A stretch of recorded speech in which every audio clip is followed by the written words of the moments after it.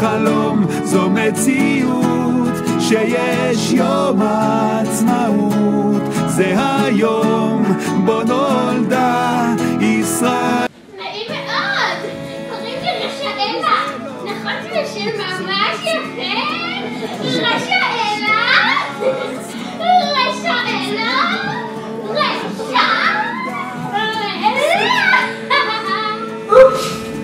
בטעות הפכתי לילדה בת 6, זה מעצבן, וכולם אומרים מה לעשות.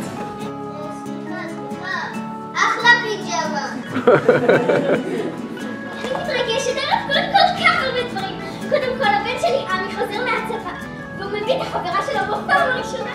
מה זה לא בא לי על ארוחת הערב המשפחתית? אמא משגעת את כל הבית. חברה שלה מבאה, חברה שלה מבאה, בטח מכוערת.